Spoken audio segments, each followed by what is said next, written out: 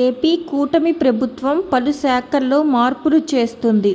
గత ప్రభుత్వం ఏర్పాటు చేసిన వైఎస్ఆర్ రైతు భరోసా కేంద్రాలను రైతు సేవా కేంద్రాలుగా మారుస్తున్న వ్యవసాయ శాఖ ఉత్తర్వులు జారీ చేసింది.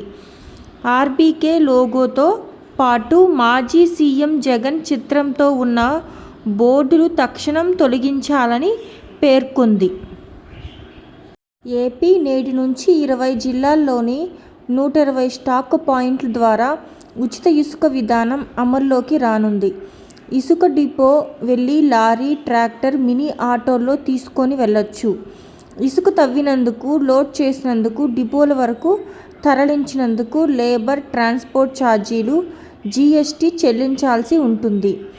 సగటున రోజుకి ఒక వినియోగదారుడికి 20 టన్నులే పంపిణీ చేస్తారు. ఆధార్ కార్డు, ఫోన్ నంబర్ సమర్పించాల్సి ఉంటుంది. మాచర్ల మాజీ ఎమ్మెల్యే పిన్నెల్లి రామకృష్ణారెడ్డిని నేడు పోలీసులు విచారించనున్నారు.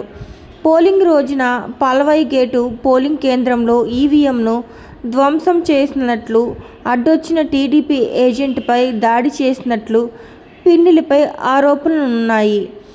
తర్వాత రోజు విధుల్లో ఉన్న సీబీఐని రాయితో కొట్టినట్లు కూడా కేసు ఉంది. ఈ కేసులో పూర్తి సమాచారాన్ని రాబట్టేందుకు ఈరోజు, రేపు నెల్లూరు జైలులో పోలీసులు ఆయన్ను విచారించనున్నారు.